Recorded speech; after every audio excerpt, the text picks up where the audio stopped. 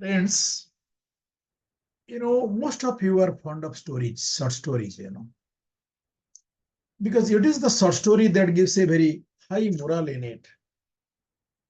And we listen stories, we read stories, right from our childhood, we ask our granny to tell the stories.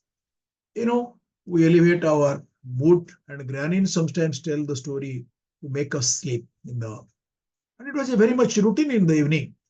We put our uh, small head in the lap of the granny or you know grandpa, generally granny, and request her help. And sometimes our granny or grandfather or elders, they repeat the same story, but that gives us immense pleasure. I don't know whether I will be able to give you a good moral in the story, or objective is to give you a moral. I mean, learning from the story. And the thing is that, what is the high moral in it? In fact, the high moral is like this. This is the moral the story can give it to you. It's a touching story about a teacher. You know, some of you might be a teacher by profession, So how it will influence to you, how you will be touched by the story, it's up to you. But it is giving a very good moral in it, right? Coming to the how the teacher was tossed, that the story ends out. You know, as she stood in front of her fifth grade class on the very first day of the school, she told the children an untruth. Like most teachers, she looked at her students and said that she loved them all the same. However, that was impossible because there in front row, slumped in his seat, was a little boy.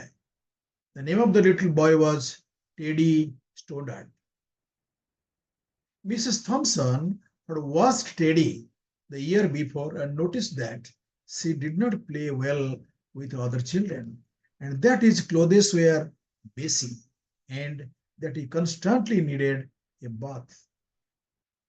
In addition, Teddy could be unpleasant.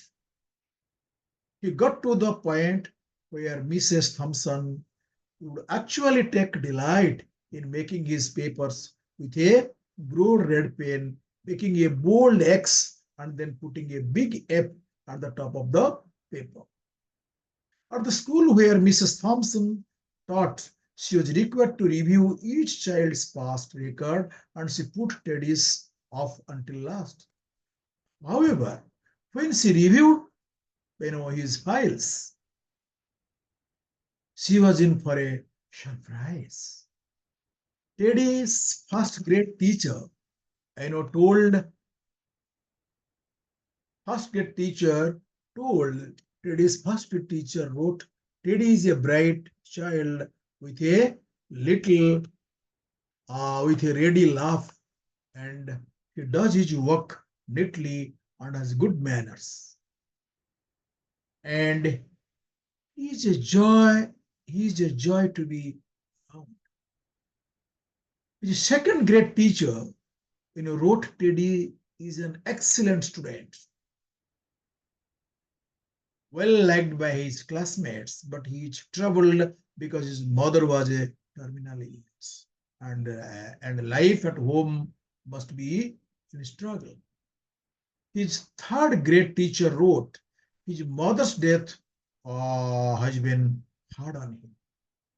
He tries to do his best, but his father does not show much interest, and his home life will soon affect him if some steps are not taken.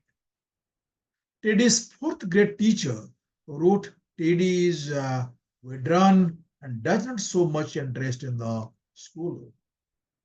He doesn't have many friends and he sometimes sleep in the class. By now, Mrs. Thompson realized the problem and she was ashamed of herself. She felt even, Worse when her students brought her Christmas presents wrapped in beautiful ribbons and the bright paper, except for Teddy's. His present was clumsily wrapped in a heavy brown paper that he got from a grocery bag. Mrs. Thompson took pains to open it in the middle of the other presents. Some of the children started to laugh when she found you know, a rhinestone bracelet with some of the stones missing. And there was one quarter full of perfume in the gift box.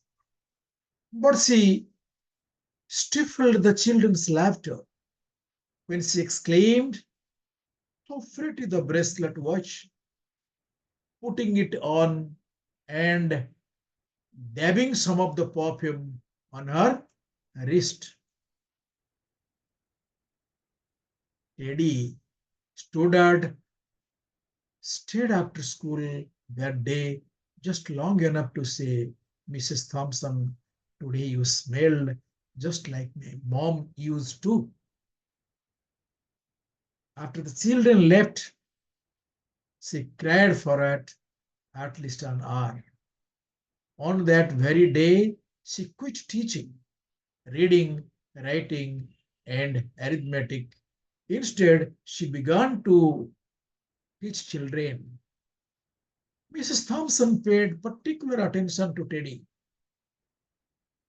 As she worked with him, she made seem to come alive. The more she encouraged Teddy, the more faster he responded. By the end of the year, Teddy had become one of the smartest children in the class.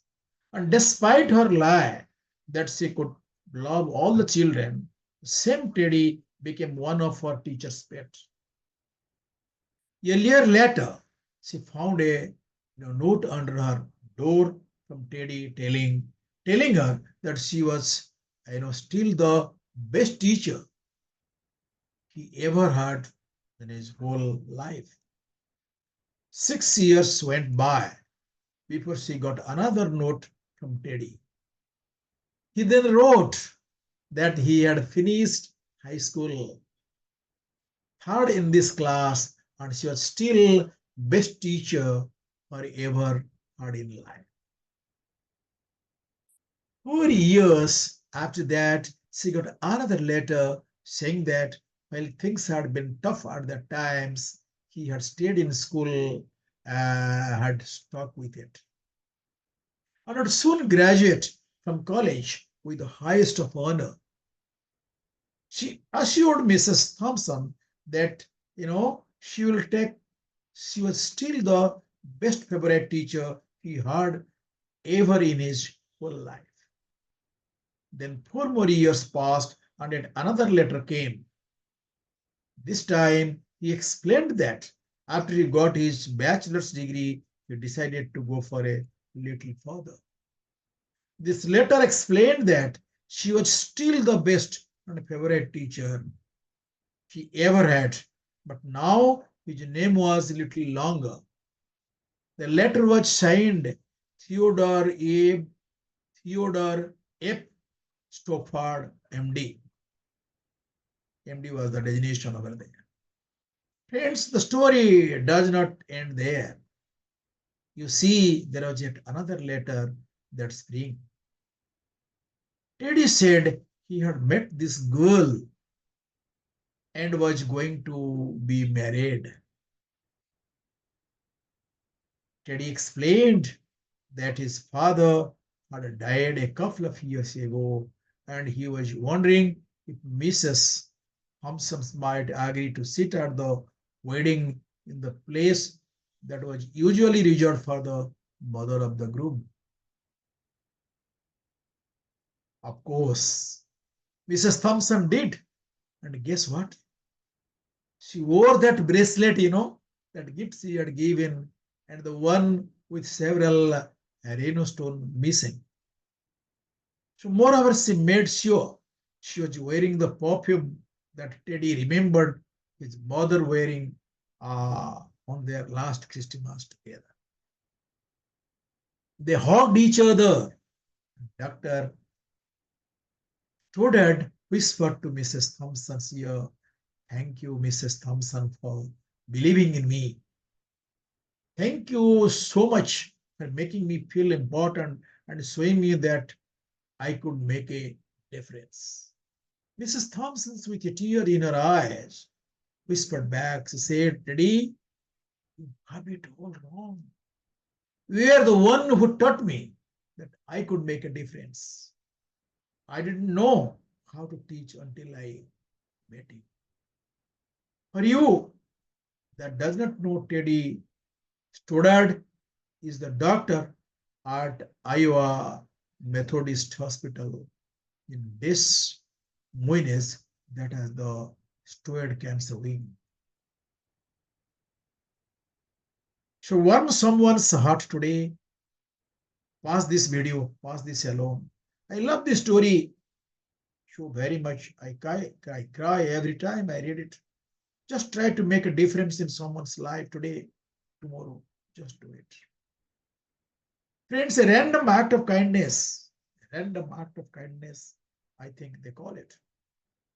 Believe in angels, then return the favor.